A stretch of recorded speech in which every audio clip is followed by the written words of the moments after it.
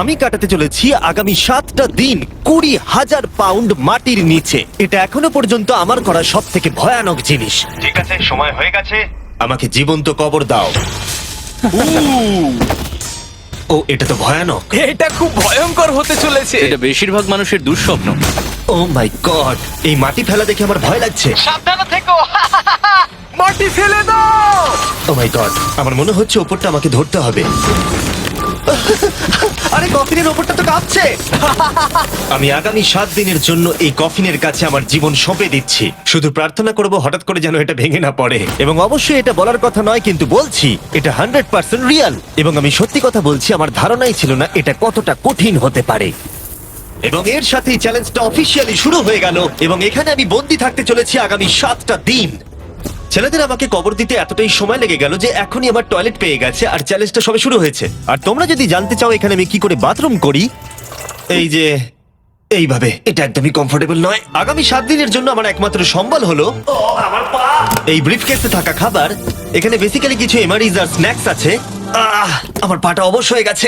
ওখানে 5 গ্যালনের জলের ড্রাম আছে, আর বাকি যা কিছু প্রয়োজনীয় ছেলেরা এই ব্রিফকেসে রেখে দিয়েছে, যেটা প্রমাণ করে 7 দিনের অনেক আগেই আমার সমস্ত খাবার শেষ হয়ে যাবে। সত্যি কথা বলতে এটা খুবই বিপজ্জনক, আর যাতে আমার শ্বাসরোধ না হয় তাই এরা আমার গতিবিধির উপরে নজর রাখছে। জিমি, তুমি কি এটা শুনতে পাচ্ছ? হ্যাঁ, মনে হচ্ছে যেন নোলানের মা মাটির উপরে লাফাচ্ছে। যদি 12 জন লাফাতো তাহলে এটা মনে হতো। এখন প্রায় রাত্রি 1টা। আমার মনে হয় তোমরা সবাই এখন ঘুমোতে চলে যাবে। আমি চাই অন্তত একজন ওয়াকির কাছে সব সময় থাকুক। যদি আমার কিছু প্রয়োজন পড়ে তাহলে আমি তোমাদেরকে বলতে পারবো, ওকে? আর এখন আমার তেমন কিছু করারই নেই। এবার আমি ঘুমিয়ে পড়বো। এরপর হয়তো আমি সকালবেলা ভালোভাবে উঠবো, অথবা 20,000 পাউন্ড মাটির নিচে পিষে যাব।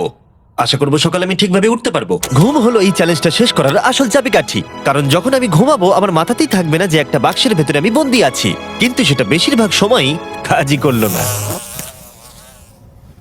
এখানেও মাছি। আমার লক্ষ্য ছিল এই চ্যালেঞ্জে যতটা সম্ভব ঘুমিয়ে নেওয়া, আমার নিজের সুবিধার জন্য। ও, ওকে দেখো, ও আরামে আছে মনে হচ্ছে। Jimmy J.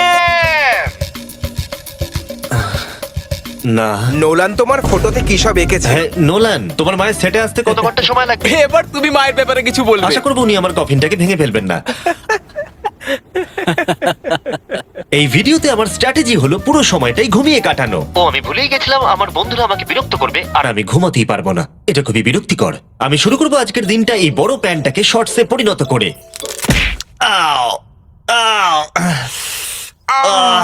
আমি বক্সেই মেরে দিয়েছি। Mission 1 complete. আমার কাছে এখন শর্টস আছে। এটা হলো আমাদের ফুড ব্রিফকেস। চলো এমআরইস ট্রাই করা যাক। এমআরইস হলো সহজেই তৈরি করা যায় এমন একটা খাবার। একটা জিনিস করতে হবে, এর ভেতরে গরম জল দিয়ে দাও আর এটা তৈরি হয়ে যাবে। অন্যদিকে এখন ছেলেরা স্টেক গ্রিল করছে, আর বলতে গেলে ওরা আমার কবরের ওপরে পিকনিক করছে। জানো জিমি, তোমার জন্য এখন থেকে আমরা এমআইএস খাবো যতক্ষণ তুমি ওখানে থাকবে। সত্যি? হ্যাঁ, না, আমি এক্ষুনি শুনতে পেলাম পাশ থেকে কেউ না বললো। তুমি এখন হট ওয়াটার পাস্তার স্বাদ উপভোগ করো। আর এইদিকে এটা হলো আমার অবস্থা। ও, এটা বেশ ক্রাঞ্চি। পাস্তা ক্রাঞ্চি কেন হয়?